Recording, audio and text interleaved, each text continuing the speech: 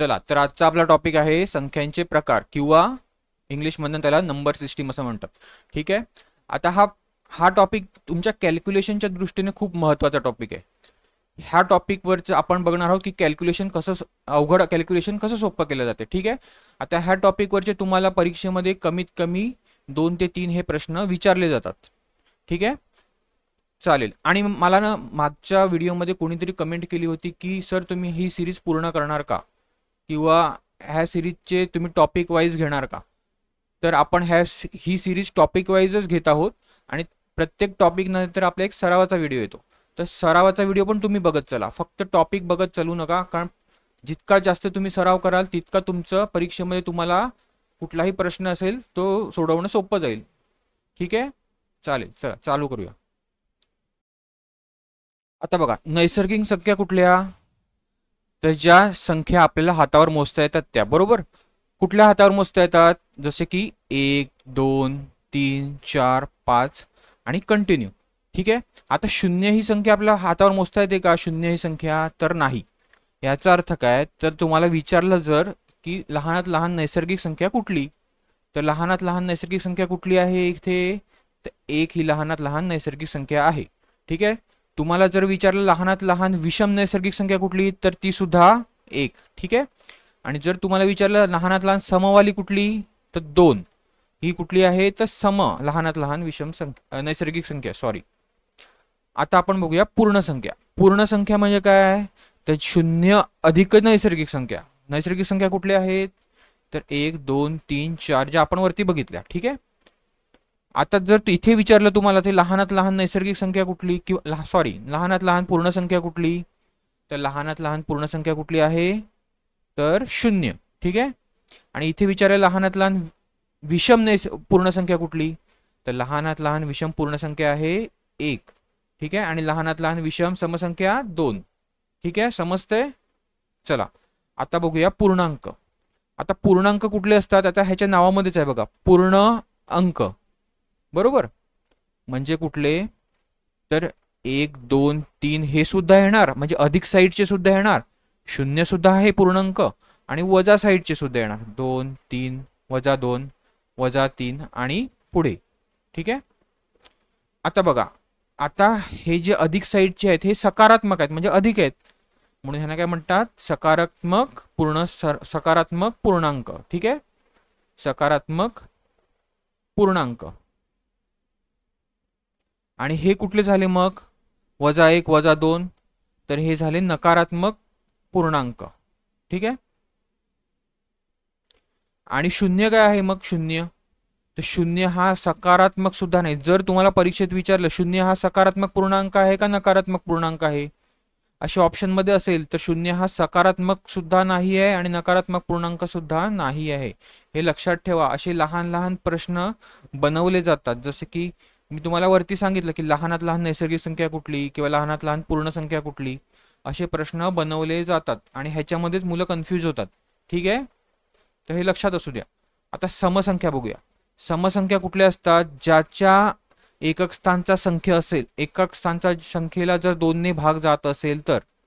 आता एकक स्थानचा संख्या कुठला असणार आहे, असला 2 ने भाग जाणारे एकक स्थानचे अंक कुठले, 2 ने कुठल्या कुठल्या संख्येला भाग जातो, तर 2 ने 2ला जातो, 4ला जातो, 6ला जातो, 8ला जातो. बस. अजून काय असणार आहे, तर 0 असणार आहे. बरोबर ना. म्हणजे एकक स्थानी, एखाद्या संख्येच्या एकक स्थानी जर समसंख्या असेल, म्हणजे ह्या कुठल्या आल्या, तर समसंख्या आल्या ना, मग समसंख्याच आपण बघतोय. एकक स्थानच्या अंकीला जर 2 ने भाग जात असेल तर त्या सगळ्या आल्या समसंख्या. ठीक आहे. तशाच विषम संख्या बघूया. तर विषम संख्या कुठल्या आल्या, ज्याच्या एकक स्थानच्या संख्येला 2 ने भाग जात नसेल, 2 ने जर भाग जात नसेल त्या आल्या. बरोबर ना. 2 ने भाग जात नसेल तर. ठीक आहे. आता 2 ने भाग न जाणाऱ्या संख्या कुठल्या असणार आहेत, तर 3 असणार आहे, 1 असणार आहे, 5 असणार आहे, 7 असणार आहे. म्हणजे ह्या झाल्या कुठल्या, तर विषम संख्या. हे आपण शिकलेलो आहोत, आपल्याला हे माहिती आहे, इतकं काही कठीण नाही आहे. ठीक आहे. सगळ्यात कठीण काय आहे, मुलांना अवघड जाते, ते आहे मूळ संख्या. ठीक आहे. आता आपण मूळ संख्या बघूया.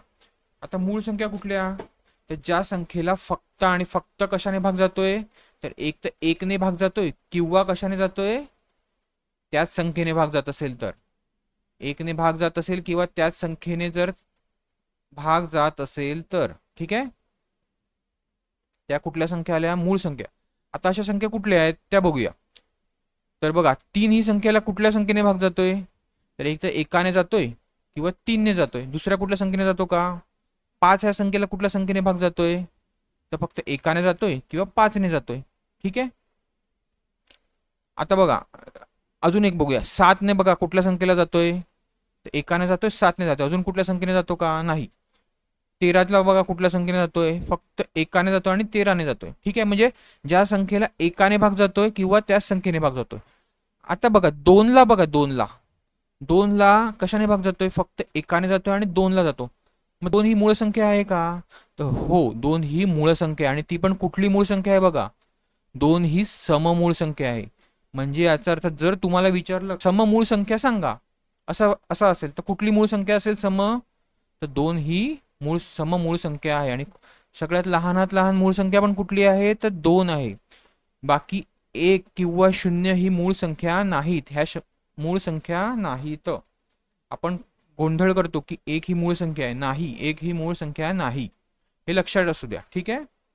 आता मूळ संख्या बघा, 5 पेक्षा ज्या मूळ संख्या मोठ्या असतात, 5 पेक्षा मोठ्या असणाऱ्या ज्या मूळ संख्या आहेत त्या कशा काढल्या जातात? तर त्या मूळ संख्येला जर तुम्ही 6 ने भाग दिला, त्या मूळ संख्येला जर तुम्ही 6 ने भाग दिला, ठीक आहे, तर तुमची बाकी काय राहते? बाकी एक तर 5 राहील किंवा 1 ही बाकी राहील. ठीक आहे.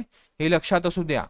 तुम्हाला जर मोठी एखादी मूळ संख्या दिली असेल, जशी एक्झाम्पल बघूया आपण, 113 ही जर एक संख्या दिली आहे तुम्हाला माहित नाही मूळ संख्या आहे का नाही, तर ही कशी काढायची? कसं समजायचं ही मूळ संख्या आहे? की तुम्ही भाईक लावत बसणार आहेत. तर ठीक आहे, कसं काढायचं बघा. 5 पेक्षा मोठी आहे. हो, 113 5 पेक्षा मोठी आहे. 6 ने भाग दिला तर बघूया. 6 एके 6 किती आले? 5 आले. 6 8 48, 6 8 48. बाकी किती राहते? तर बाकी राहते 5. बघितलं, आली 5 बाकी. याचा अर्थ काय? तर ही एक मूळ संख्या आहे. आता मूळ जी संख्या आहे ती आपण विभाज्यता चाचणीने कशी काढायची हे आपण पुढे बघूया. विभाज्यता चाचणीने पण काढणं सोपं आहे. म्हणजे दोन्ही तुम्हाला मूळ संख्या समजून देईल की कशी मूळ संख्या काढायची ते आपण पुढे बघणार आहोत व्हिडिओमध्ये. ठीक आहे. आता संमिश्र संख्या कुठल्या? संमिश्र संख्या बघा. संमिश्र संख्या कुठल्या? ज्या संख्या मूळ नाहीत त्या संख्या संमिश्र संख्या. आता कुठल्या मूळ संख्या मिळत नाही? चला, 4 ही आहे तर आहे. आता ही कशावरनं ठरवायची ही संमिश्र संख्या आहे? तर ज्या संख्येला त्या संख्येपेक्षा 1 आणि त्या संख्येपेक्षा जास्त संख्येने भाग जात असेल तर, आता बघा ह्या संख्येला 1 ने तर भाग जाणारच आहे. प्रत्येक संख्येला 1 ने भाग जातो. 1 ने जातोच, त्या संख्येने पण जाणारच आहे. पण 2 ने सुद्धा जातोय. ठीक आहे. याचा अर्थ काय? तर ही एक संमिश्र संख्या आहे. आता 8 बघूया. 8ला बघा, 8ला जातोय भाग. हो, 1 ने तर आणि 8 ने तर जाणारच आहे. अजून 4 ने जातोय, 2 ने जातोय. ठीक आहे. म्हणजे ही संमिश्र संख्या आहे. आता संमिश्र संख्येमध्ये पण बघा, 1 ही संमिश्र संख्या तर नाही. 1 ही संमिश्र संख्या नाही. लक्षात ठेवा. विचारलं जाईल, हे नेहमी लक्षात ठेवा. आता पुढचं बघूया आपण. तर जोड मूळ संख्या. जोड मूळ संख्या कुठल्या असणार आहेत? जोड मूळ याचा अर्थ काय? तर 2 संख्या जोडीने असणार आहेत. ठीक आहे. याचा अर्थ कुठल्या बघा, 7 आणि 9. उदाहरण बघूया आपण. ठीक आहे. आता 7 आणि 9 ह्या जोडमूळ संख्या कशा आहेत हे कसं ठरवायचं? तर 7ची फोड करायची. 1 आणि 7. 7 ही तर मूळ संख्या आहे म्हणून काय 7ची फोड एवढीच येणार, 1 गुणिले 7. पण 3 ही मूळ संख्या आहे का? 9 ही मूळ संख्या आहे का? तर नाही. मग 9ची फोड कशी होते? 3 गुणिले 3. ह्या दोन्ही मूळ संख्या. 3 ही मूळ संख्या आहे. बरोबर. आता मूळ संख्या आल्यानंतर एकाने जातो, 1 तर सगळ्यांनाच जातो. ठीक आहे. 1 तर होते फोड. आता बघा हे आल्यानंतर तुम्हाला बघायचं ह्या दोघांमध्ये, ह्या दोन्ही फोडीमध्ये कॉमन काय आहे किंवा समान काय आहे? तर 1 हा समान आहे. याचा अर्थ काय झाला? तर ह्यांचा मसावी हा 1 आहे असतो. म्हणजे याचा अर्थ लक्षात ठेवा, जोडमूळ संख्यांचा मसावी हा 1 असतो. आपण मसावी लसावीमध्ये मसावी कसा काढायचा ते बघूया. पण बघा जोडमूळ संख्या कशी ठरवली जाते? ज्या 2 संख्येचा मसावी हा 1 असतो ती जोडमूळ आहेत. ठीक आहे. उदाहरण अजून एक बघूया. ठीक आहे, अजून एक बघूया. 15 आणि 16 बघा. आता 15 आणि 16 बघा. 15ची फोड काय येते? 5 गुणिले 3 येते. 5 त्रिक 15. दोन्ही मूळ संख्या आहेत म्हणजे ह्याच्यावरती फोड होणार आहे का? नाही, फक्त एक लागणार त्याला. ठीक आहे. 16चं बघा. 16ची काय येणार फोड? 4 गुणिले 4 गुणिले 1. 4ची अजून फोड होईल का? तर होईल. किती होणार? 2 गुणिले 2 गुणिले अजून पुढच्या 4ची काय होणार? 2 गुणिले 2 आणि हा 1. आता बघा ही संख्या बघा, ही फोड झालेली संख्या बघा आणि 15ची फोड झालेली संख्या. ह्याच्यामध्ये कॉमन काय आहेत बघा?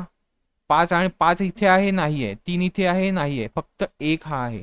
याचा अर्थ काय झाला? ह्यांचा मसावी काय झाला? हा 1 झाला. म्हणजे काय? तर जोडमूळ संख्या, ह्या जोडमूळ संख्या आहेत का? आहेत. समजतंय? सोपं आहे. चला पुढे बघूया. आता बघा परिमेय संख्या. परिमेय संख्या हे नेहमी पी छेद क्यू ह्या रूपामध्ये असतात. पण पी हे काय पाहिजेत? हे काय पाहिजेत? तर पूर्णांक पाहिजेत. ठीक आहे, अपूर्णांक नसले पाहिजेत पी आणि क्यू. तर ह्या रॅशनल नंबर आहेत किंवा परिमेय संख्या आहेत. आणि क्यू हा शून्य नसला पाहिजे. क्यू जर हा शून्य असेल, समजा 2, हा पी समजा 2 आहे, क्यू जर शून्य असेल तर काय होणार आहे? ती असंख्य होणार आहे ना, इन्फिनिटी म्हणतात त्याला. ठीक आहे, म्हणजे ही अपरिमेय संख्या नाही. तर ही कुठली संख्या येणार? अपरिमेय संख्या. आणि बघा परिमेय संख्या म्हणजे कुठल्या येणार? परिमेय पी आणि क्यू ह्या ज्या पूर्णांक असतील तर. अपरिमेय संख्या कुठल्या असणार? तर पॉईंटमध्ये असणार. 1.2, 2.3 ह्या ज्या संख्या आहेत ह्या कुठल्या आहेत? तर अपरिमेय संख्या.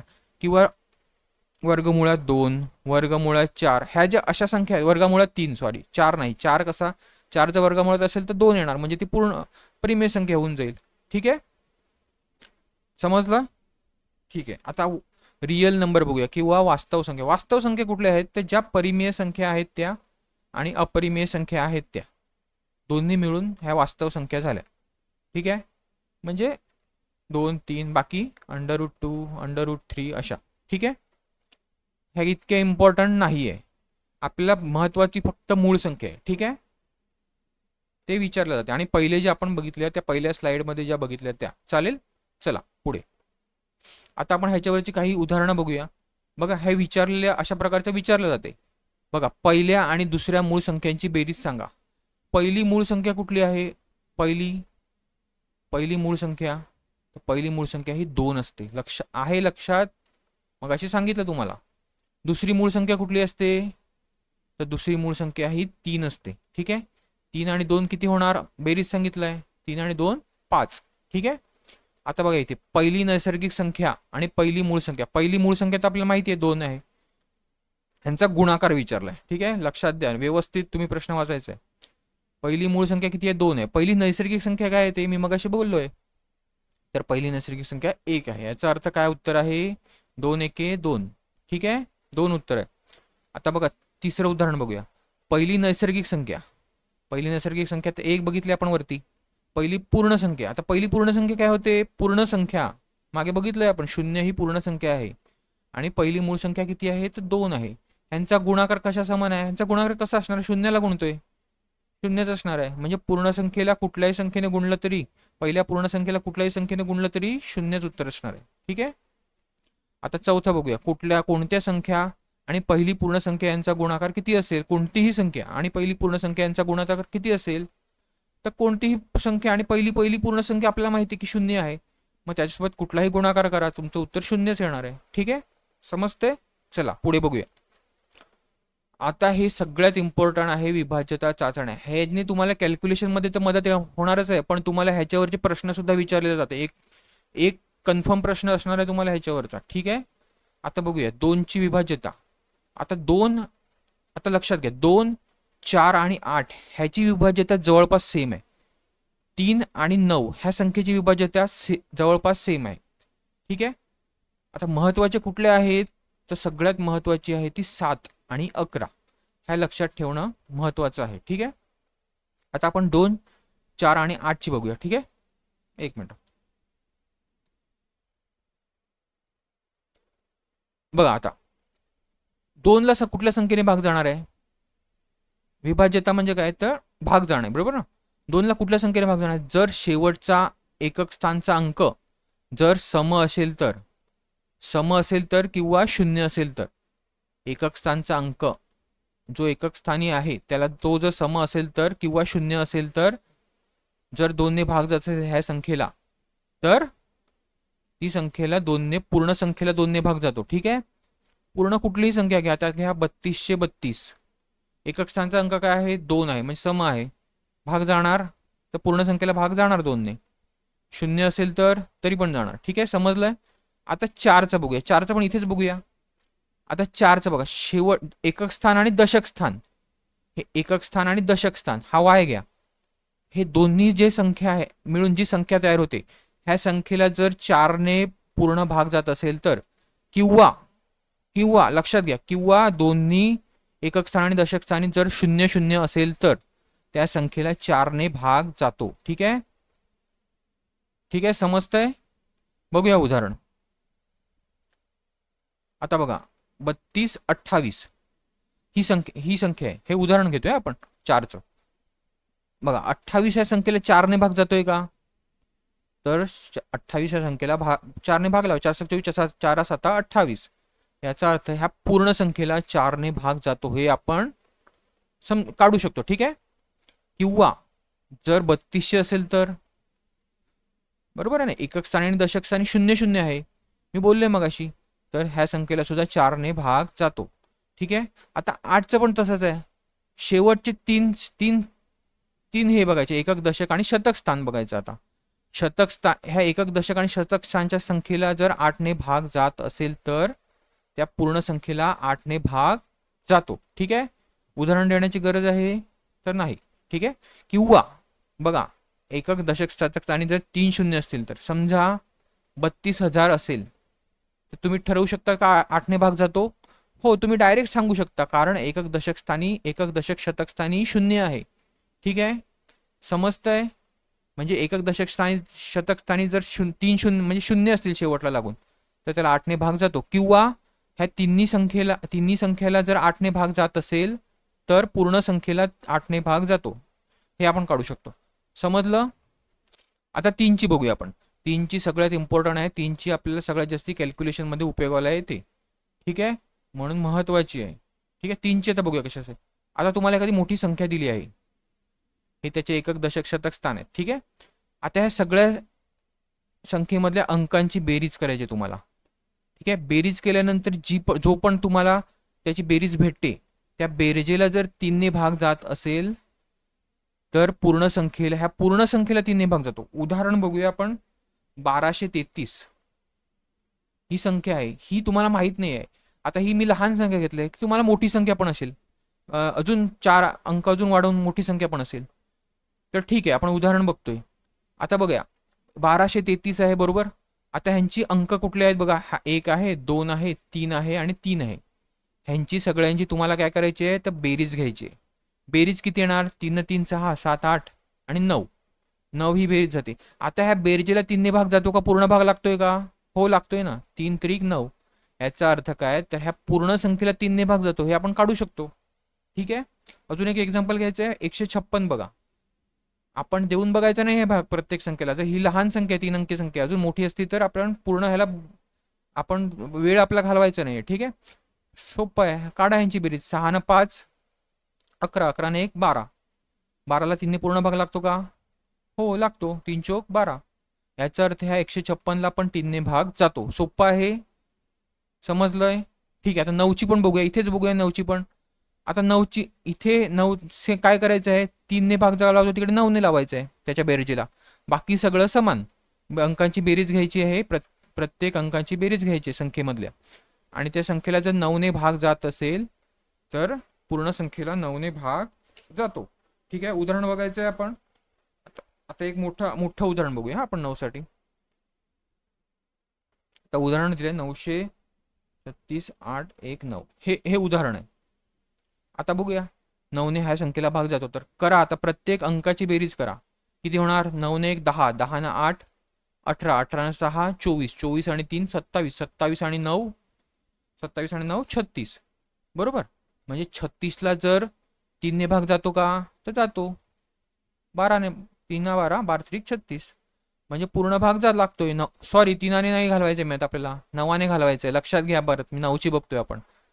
3 तर जातोयच आहे, म्हणजे ह्या संख्येला 3 सुद्धा लागतोय. बघा 3ची पण विभाज्यता सिद्ध होते आणि 9ची पण होते. 9 चौक 36. ठीक आहे. म्हणजे आपल्याला असं कोणत्याही संख्येला भाग द्यायचा असेल तर सोपं होऊन जाते. ठीक आहे. आता 4ची बघूया. 4ची आपण बघितलंय, ऑलरेडी बघितलंय. 2, 4 आणि 8ची बघितलेली आहे. पुढे बघूया चला. आता 5ची बघा. 5 मध्ये बघा, 5 मध्ये काय ते शेवटचा एकक स्थानचा अंक जर 5 किंवा 0 असेल तर. इतकी सोपी आहे, काहीच नाही. शेवटचा एकक स्थानचा अंक 5 असेल किंवा 0 असेल तर त्या पूर्ण संख्येला 5ने भाग जातो. मग कुठली पण अंक घ्या तुम्ही. ठीक आहे. एक्झाम्पल देण्याची गरज आहे काय, उदाहरण देण्याची गरज आहे का, नाही. ठीक आहे. 6ची आता बघूया. 6ची बघा, ज्या संख्येला 2ची विभाज्यता सिद्ध होते भाग देताना आणि 3ची होते. 3 दुने 6 असतो, बरोबर. मग 2ची कशाला सिद्ध होते तर समसंख्या पाहिजे. जो एकक स्थानचा अंक आहे तो सम पाहिजे, तर 2ची सिद्ध होते ना. सम किंवा 0 पाहिजे. मग 2ची करून बघायची.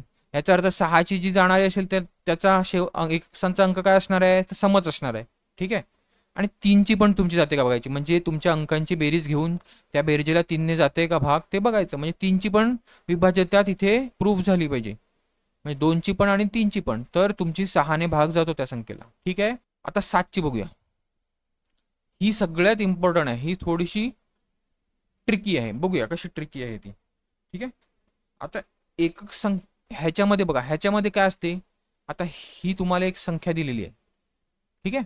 ह्याचा जो एकक स्थान आहे, एकक स्थान, ह्याची जी दुप्पट घ्यायची, ह्याची दुप्पट घ्यायची आणि ती कशातनं वजा करायची आहे तर त्याचे पुढचे जे स्थान आहेत, दशक, शतक, जो अंक दिलाय त्याचे एकक स्थान सोडून जे अंक आहे, पुढचे अंक आहेत, त्यांच्यातनं ह्याच्या दुप्पट घेऊन ती वजा करायची. आता बघा, उदाहरणानेच बघूया, तुम्हाला उदाहरणाने सोपं जाईल.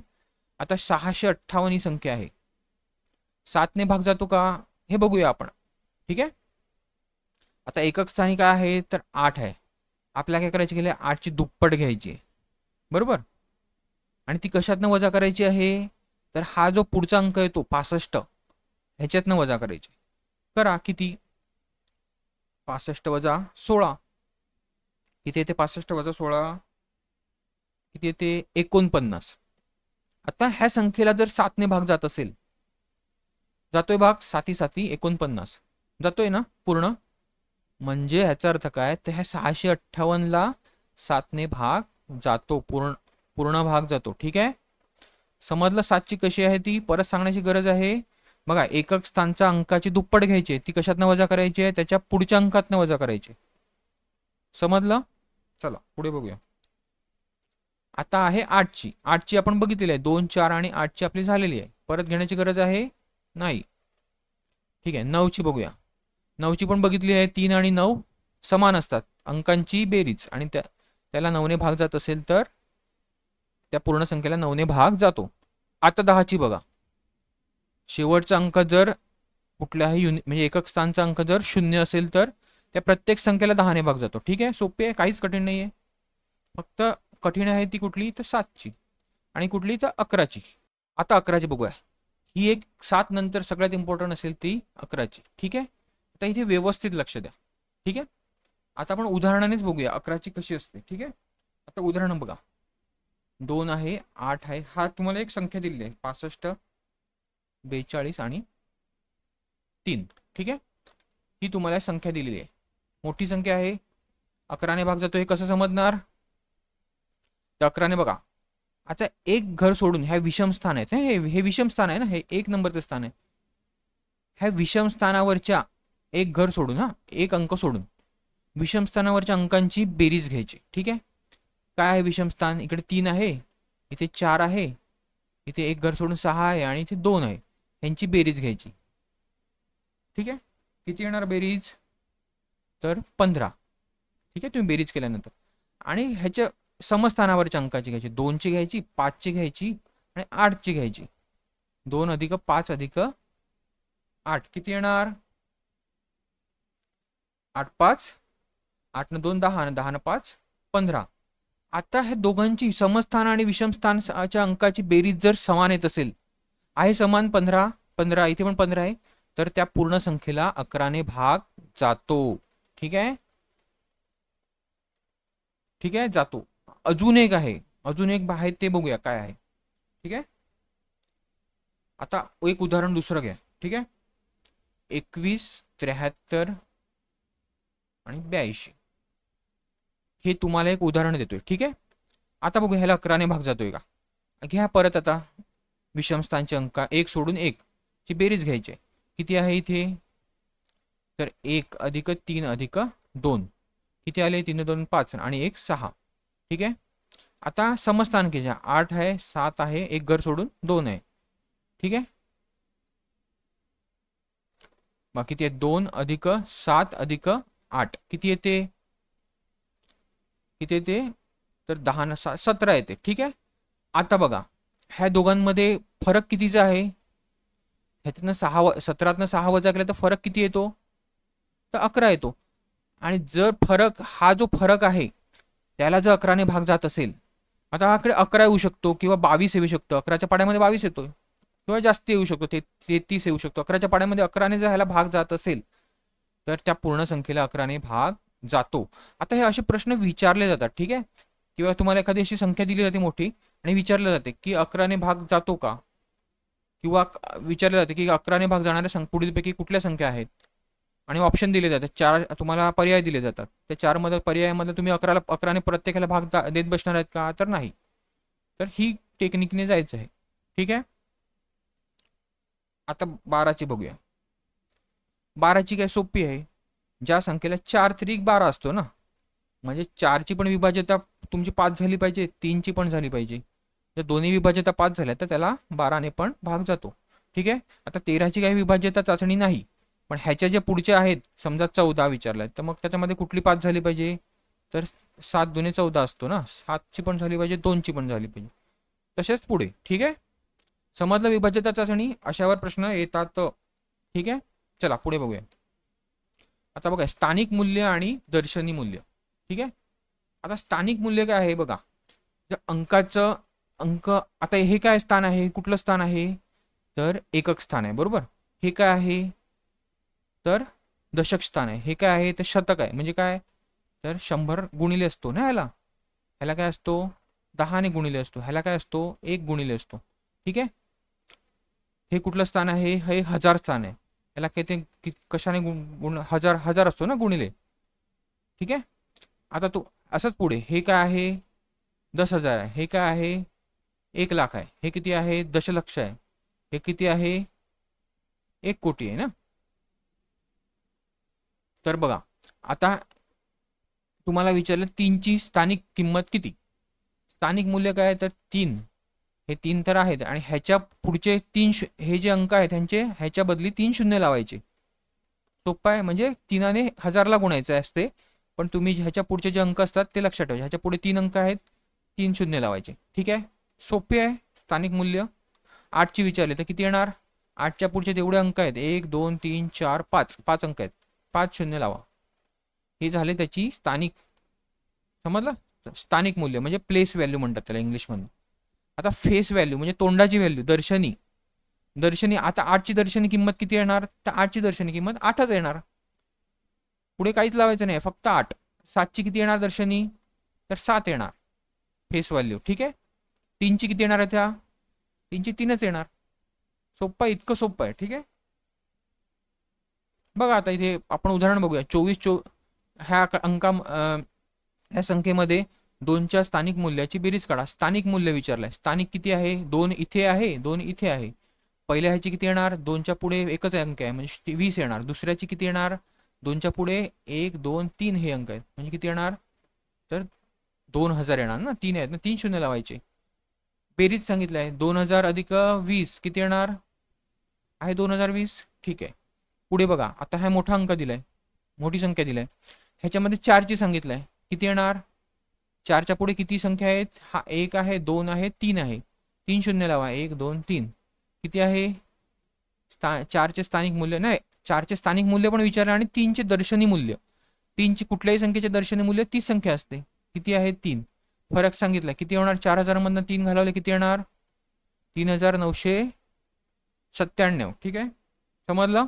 चला आता बघा एकक स्थानचं संख्या कशी काढायची. एकक स्थानची संख्या आपण बघितलं होतं पर्सेंटेजमध्ये, पण परत बघूया. ठीक आहे, आता ही मोठी आपला गुणाकार दिलाय.